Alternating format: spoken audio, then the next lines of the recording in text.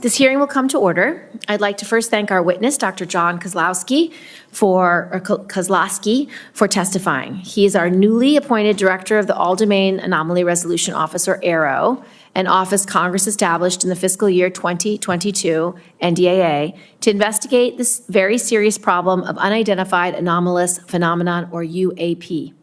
Dr. Kosloski comes to AARO from the Research Directorate of the National Security Agency, where he worked in areas of optics research and crypto mathematics.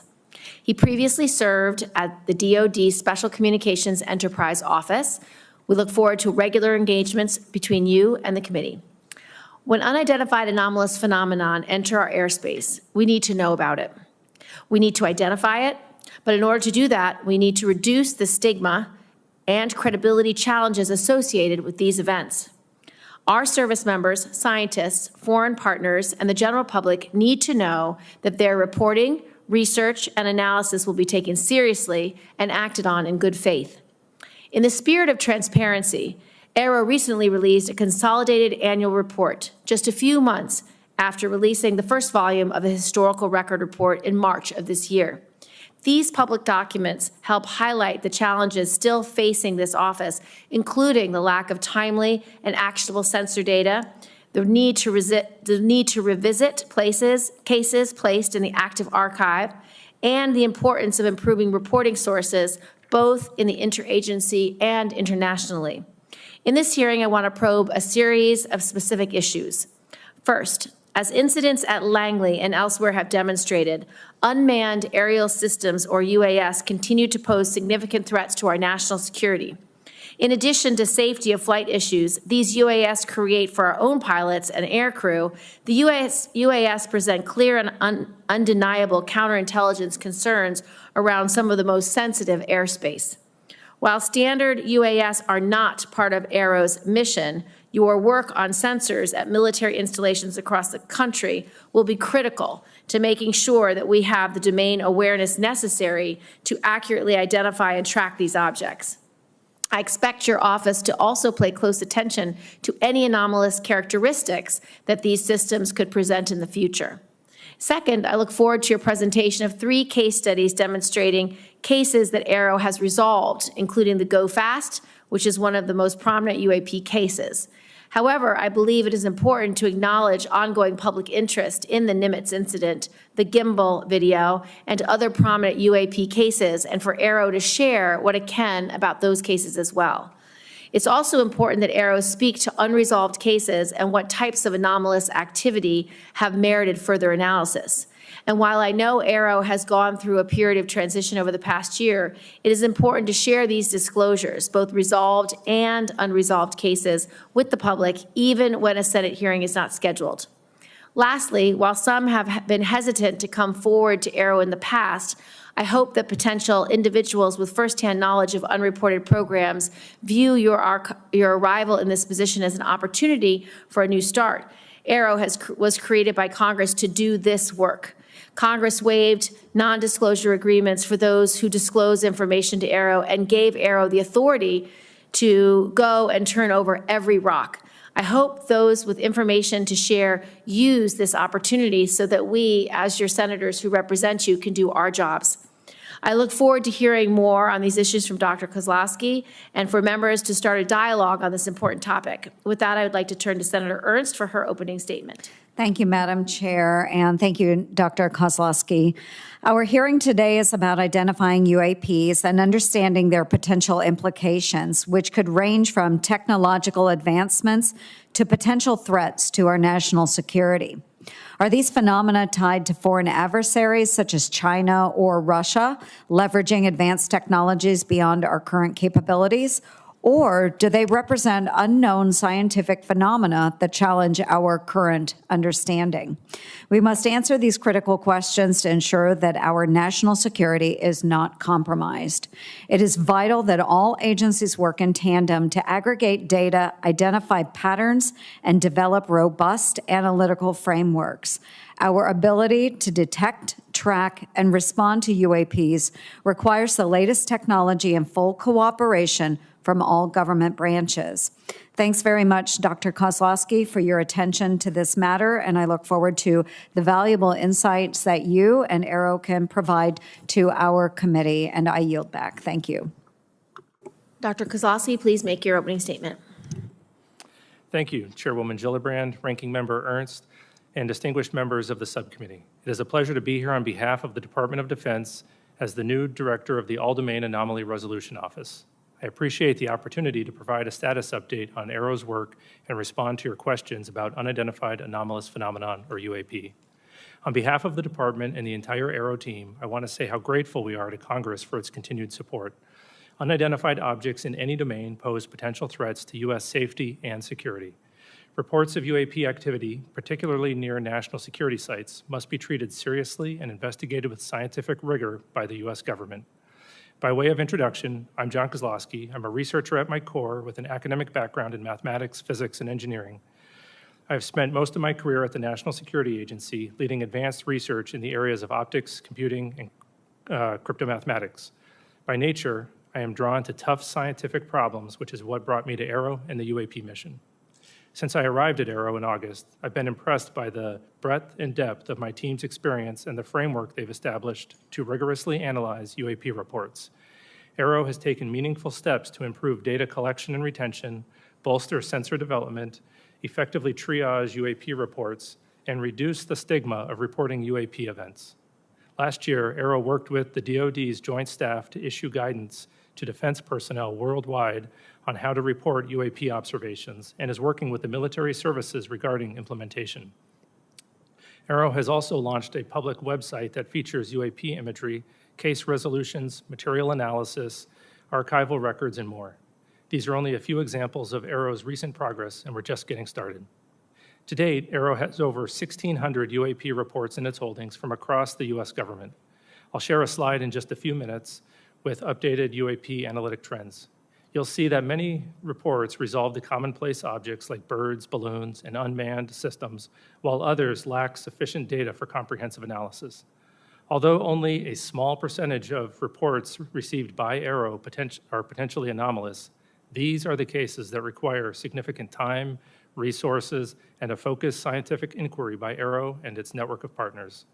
It is important to underscore that, to date, AARO has not discovered any verifiable evidence of extraterrestrial beings, activity, or technology. To accomplish AARO's national security mission, I have set 3 priorities for the office: building strong partnerships, promoting transparency, and scaling up the work of the office. AARO cannot do its work alone. Building partnerships across government, academia, industry, and with the public is essential to the success of the office. Strong cooperation with the military services is particularly important.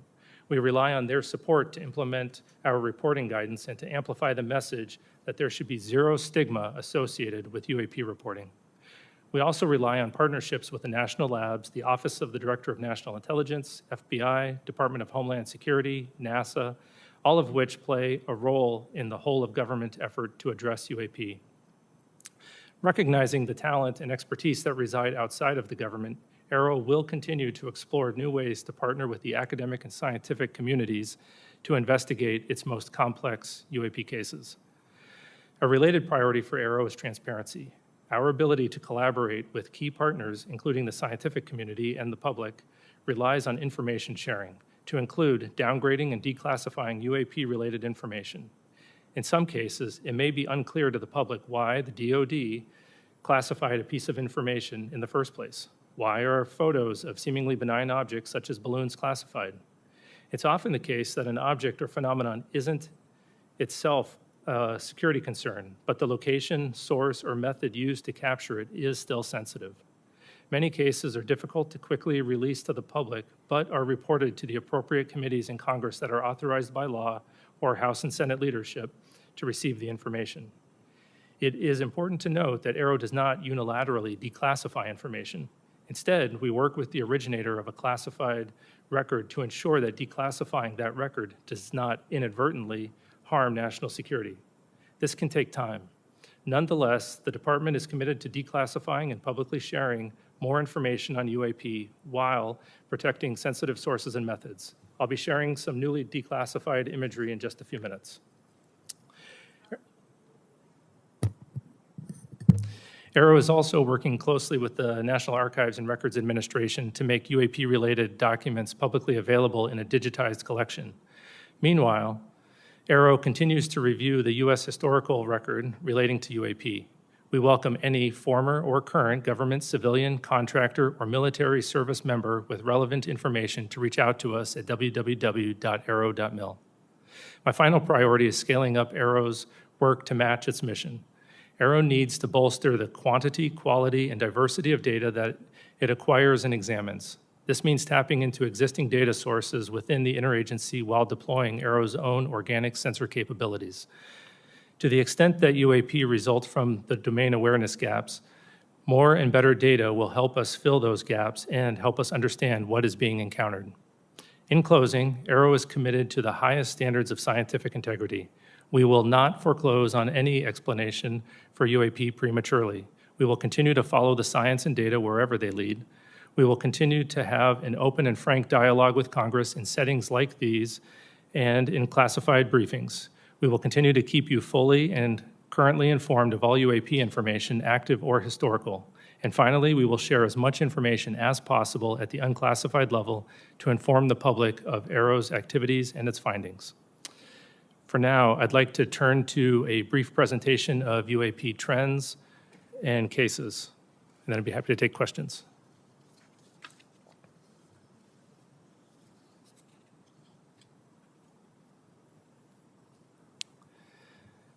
Okay, this chart represents the UAP reporting since 1996, and as has previously been discussed by AARO, that sensor placement seems to have caused a bias in our data, both geographic and at altitude. And we're working to resolve that bias in 2025 or reduce that bias through broader engagements with the DoD as well as the IC and the rest of the government, also by incorporating broader sensors into our data and through a public reporting mechanism that we hope to have live in mid-2025. On the left side, it shows the altitudes, and we'll see it's a bit cut off. We'll see that most of the reporting occurs between 15,000 and 25,000 feet. That happens to be where most of our sensors are. And the reporting above and below that is also often coming from those same platforms. In the center, we'll see that the resolved cases have the vast majority being balloons and UAS. We're seeing a great increase in satellites recently, particularly with the launch of mega satellite constellations such as Starlink, where the satellites are catching what is called satellite flares or glint off the sun just after sunset or just before sunrise. And on the rightmost, we'll see the morphology or the shapes that have been reported. The majority have been lights or orbs. We think that there's going to be an increase in the lights with the mega constellations, but our most interesting cases, some of which I'll discuss later, are actually the shapes such as the triangles or the cylinders. And at the bottom, we'll see the geographic bias that I mentioned before, where most of the reports historically had been near the government sites. This bias has been reduced recently by reporting from the FAA. We now get weekly reports from them. And great thank you to our aviators for making those reports. It helps our analysis quite a bit. Okay, a case that we thought would be a transmedium case as it was reported is well known on the outside, known as the Puerto Rico case. It was data collected in 2013 when a Customs and Border Patrol aircraft observed an object flying near an airport in Puerto Rico. The green line in this diagram is the track that the airplane was taking, and those many crossed lines are the directions that the camera was facing at the time that the airplane was flying around the airport, and we'll watch the video in just a moment. The orange arrow in the center is where we assess that the UAP was actually flying, and transmedium means that it goes from one domain into another. In this case, it looks like it goes from the air into the water and then back into the air. We assess that it was actually flying over the airport the entire time. And this video was taken with infrared, and what appears to be the transmedium part where it goes into the water is actually where the temperature of the water is equal to the temperature of the object, and the camera can no longer distinguish between the two. It's not that the object actually goes into the water. And so we assessed that the object, likely a pair of balloons or sky lanterns, was floating at about 7 knots over the airport and descending to about 200 meters. And this video will be released, and our report will be released later this year. The Go Fast was captured the public attention and congressional attention when it was made public in 2017. Looks like an object flying very fast over the water, very close to the water. Through a very careful geospatial intelligence analysis using trigonometry, we assess with high confidence that the object is not actually close to the water, but is rather closer to 13,000 feet. Diagram here shows as the platform is flying and capturing the object, if it is closer to the platform at a higher altitude, a trick of the eye called parallax makes it look like the object is moving much faster. And so we've written a detailed paper on parallax, released that on our website so that the public can literally check our math on this analysis.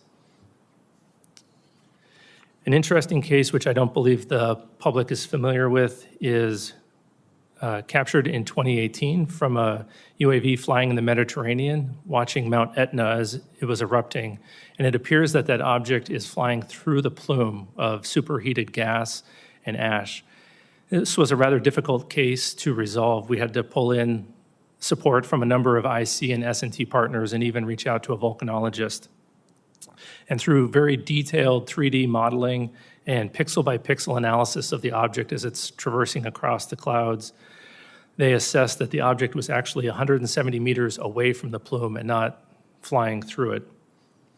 And to be clear, AARO does not believe every object is a bird, a balloon, or a UAV. We do have some very anomalous objects. It's just the nature of resolution. We can only resolve things that we understand. So we're now working on additional products where we can inform the public, Congress, and others of the objects as we're studying them, rather than once we've resolved them. With that, I'll take your questions. Thank you, Dr. Kosloski. I appreciate your testimony. It's been widely reported that individuals claiming firsthand knowledge of unreported UAP programs have been reluctant to engage with AARO. What message do you have for those individuals, and how will you work to gain their trust? I would let them know that Congress has gone out of its way to create the organization AARO specifically to conduct these sorts of investigations, and has uniquely empowered them to have access to all UAP-related information, whether that's historic or current. Mm-hmm. And we take that responsibility and those authorities very seriously. And so we have been reaching out to a broader community, encouraging folks who had talked to AARO personnel in the past and maybe felt uncomfortable to come back to us. We've met with several of their interlocutors and a couple of firsthand witnesses, and we are making great progress, and those firsthand witnesses that we have talked to do feel comfortable coming back to us. Mm-hmm. And so we hope that more folks that do have information would go to www.aaro.mil, fill out the form, send it to us so we can bring them in for interviews and add their information to our investigations. Thank you. I recently just read your report from March, your historic report, and I would encourage anyone who's interested in this topic to read the report, because when I was asked by a reporter about it, they said, well, it doesn't show any evidence of secret programs that have aliens. That's not how I read the report. What I read the report is the U.S. government took sightings extremely seriously over the last 75 years, put some of the greatest minds ever to analyze these cases because they assess them as some deeply unknown phenomena that may or may not cause threats, that may or may not be related to adversaries, but are certainly something that the U.S. government needed to know about. And what I read from this report is that we resolved numbers of cases, but in almost every instance, whether it was in the 40s, the 50s, the 60s, the 70s, the 80s, the 90s, the noughts, half the cases were unresolved. So I don't think this is an example of the government not taking these cases seriously. I think this is an example of our government spending 75 years taking these cases very seriously. And interestingly, for the group that put together this report, they didn't have access to any firsthand reporting. And so from my perspective, for whistleblowers and people who want to come in, please come in, because the purpose of AARO is so that the senators can do our job to provide oversight, accountability, and transparency, We find it very concerning that our pilots, that our Navy officers, that people who have sightings of UAPs are denigrated, are somehow dismissed or disregarded. They need to be protected. This is a huge issue for national security because, number one, we don't have domain awareness, which is very problematic. Number two, we don't have domain superiority if we don't understand how different UAPs are flying, what technology they're using, what their mission is, what their purpose is. And at the base level, we have so many UAPs around our bases, around our military sites, around our nuclear sites, that it's deeply disturbing that adversaries at a minimum could be using these opportunities to spy, to glean intelligence that will harm our long-term national security. So I'm grateful that you're taking the whistleblowers very seriously. I'm grateful that AARO is trying its best to integrate the private sector, the public, into their work. Interestingly, in this hearing, we heard that the FAA is now working hand in glove, which is very helpful. We want this public-facing accessibility to be put in place by 2025 so that people can upload their videos, their data, their reports. I've met with people who have followed this issue for decades, and they have thousands of examples, thousands of pieces of data that ultimately I want uploaded into AARO so you can cross-reference historic information with current information, because this group at AARO are the best scientists that we can find anywhere, and they will do the work that's needed to be done. So I just want to thank you for that. And then with my last 42 seconds, can you tell us about any of the cases that merit further analysis by your IC and science and technology partners? What is it that makes these cases anomalous? And a large number of reports are placed in the active archive because AARO does not have enough information. What might prompt you to reopen a case like that, and do you have any examples? Sure. I'll start with the active archive case. So that is just the place where we put cases where we don't have enough scientific information to resolve them at that time, but we're always looking for opportunities to correlate them to new cases that come in as the new cases come in, as well as enrich those cases with additional data. We do have one example that I'm aware of where we were able to correlate a number of observations of interesting lights in the sky, and eventually we concluded that it was multiple people observing Starlink flares, just as an example. 3 cases that merit analysis that we're working on right now. One we might be in the process of resolving, but nonetheless is still interesting. The first one was brought to us by a law enforcement officer out west, where he observed a large orange orb floating several hundred feet above the ground a couple miles away. He went to investigate what was going on with that orb. And as he was pulling up to the location where he thought would be below the orb, about 40 to 60 meters away from some object the area was well lit, he saw a blacker than black object. He said it was about the size of a Prius, 4 to 6 feet wide. And as he got 40 to 60 meters away from the object, it tilted up about 45 degrees, and then it shot up vertically. He says 10 to 100 times faster than any drone he's ever seen before. And it did that without making a sound, as far as he could tell from inside of his vehicle. And just as it left his field of view through his windshield, then it emitted very bright red and blue lights that illuminated the inside of his vehicle as brightly as if someone had set off fireworks just outside of his vehicle or street flares. So that's anomalous because of the size of the vehicle with the great acceleration, and when he came back to investigate that area, he found no disturbance of the ground beneath it. So that's one interesting one. Another one comes to us from Southeast US. There was a U.S. facility where 2 cars of government contractors were leaving the facility around 9 o'clock in the morning. They looked up in the sky and saw a large metallic cylinder about the size of a commercial airplane, and it was stationary. They observed that there was a very bright white light behind or around the object. They saw it stationary for 15 to 20 seconds, and then it disappeared. Obviously, an object that large, stationary, unless it's a blimp, is unusual, but then disappearing, we can't explain how that would happen. And then the last case was interesting. We had a aircraft that was flying parallel to another aircraft, and it was capturing imagery of it, and a small-looking object appeared to fly between the 2 of them much faster than them. Through very careful analysis, we think that the object might have actually been further away than the object that it was videotaping. but it requires very careful analysis to come to those conclusions, and we don't have the metadata to support that yet. Senator Ernst. Yes, thank you, Madam Chair. And Dr. Kosloski, you mentioned that you do work with the intelligence community. You're working with the FAA. Has AARO involved academia? Have you gone to universities? Do you have outside organizations that you are working with? And if so, can you walk us through some of that collaboration? Sure. Right now, most of our collaborations that are veering towards academia are with university-affiliated research centers associated with universities or with FFRDCs. Our partnership with universities, I would say, is lacking right now. We have some one-off associations with university professors. However, that's our fault, and it's largely because of the need to declassify data. We need to give the professors something to work on before we can really engage them. So we're working significantly on a declassification effort. We've hired a number of declassification experts, and we're going to be trying to get cases like the ones that I just discussed here declassified so that we can engage with the universities on a regular basis and provide them the data. Talking to a scientist without data is going to be rather disappointing. So hopefully in 2025, we'll be increasing those efforts. Right. Well, I appreciate that. I think there's a huge pool of talent out there that you should tap into.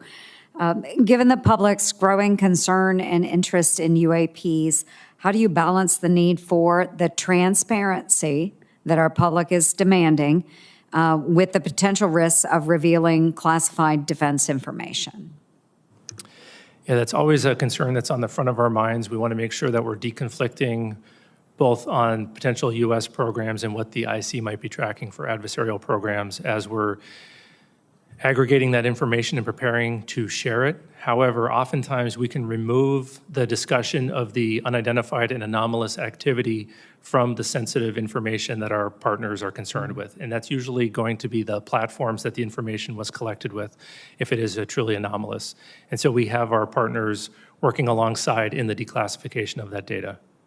Very good. And then without having to explain the UAP, what do we need to begin really doing about them?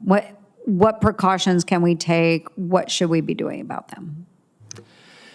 I think that removing the stigma, reducing the stigma is the first step. We need to make sure that we're having honest and transparent conversations about them, because if we're hesitant to discuss them, then it opens the opportunity for an adversary, as you had mentioned earlier, Senator Gillibrand, to come in and conduct some activity. So we need to do that, and we need to have more persistent monitoring and understand that whether it is a UAP or a counter-UAS issue, that we need to have that complete domain awareness around our national security facilities. Wonderful. Thank you. Thank you, Madam Chair. Just a couple of follow-up questions. We didn't discuss in this setting the most recent UAP or UAS encounter with bases like Langley. I know that the incursion by UASs that were publicly made available through the press that took over 2 weeks was fairly alarming to senators because there was a question about what technology they were using. There was a question about why it was so hard to detect.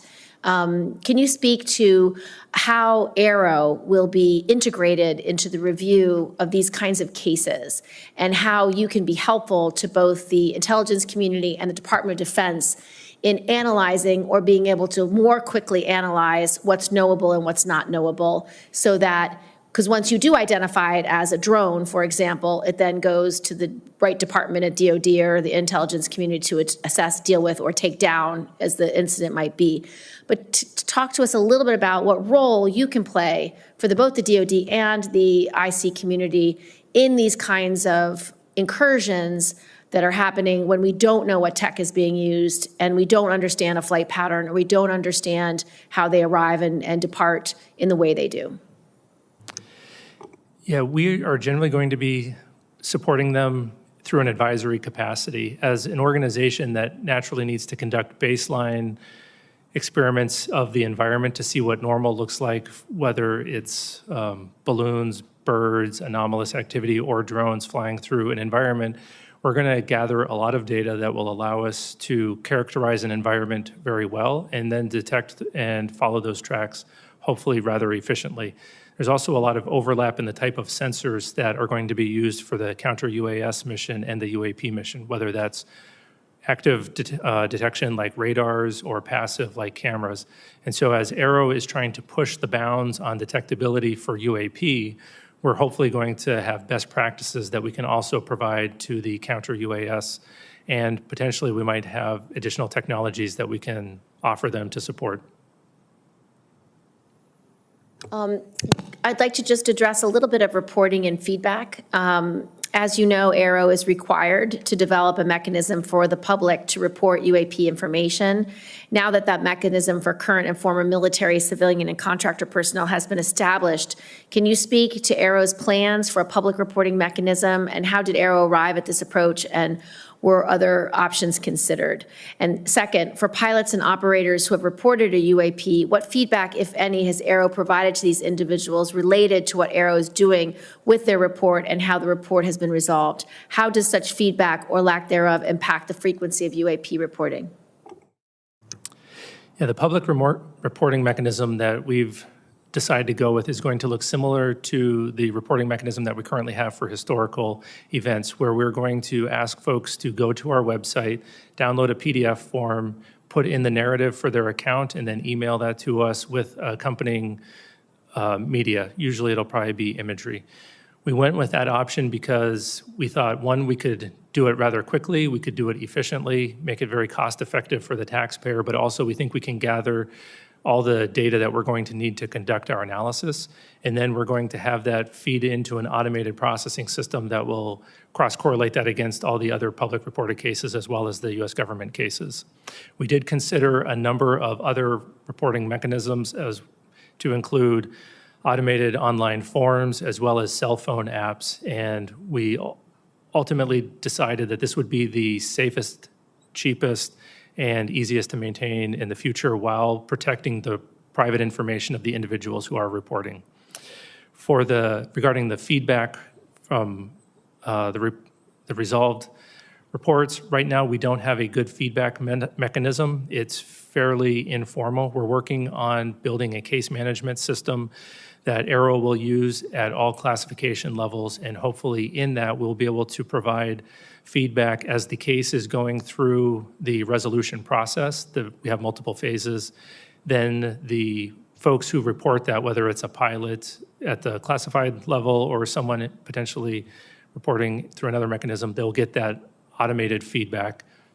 And then it is not determined at this point yet how much information we'll be able to include in that feedback where it is in the process. It'll depend on the classification of the resolution of the case.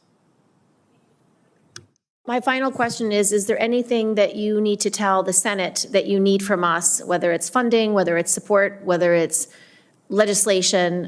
Is there any requests that AARO has of us or anything else you need to brief us on for us to be able to do our jobs to protect our service members as well as integrate public interest and public data and information into the future analysis efforts of AARO? So first of all, I want to say thank you again. I think that the authorities that we have are remarkable, and I think that we are well-resourced as an office. The only ask that I would have is that you continue to champion us, particularly with witnesses, encourage them to come forward and report to us so that we can have a more fulsome investigation of the potential historic or ongoing legacy programs. Thank you so much. Hearing adjourned.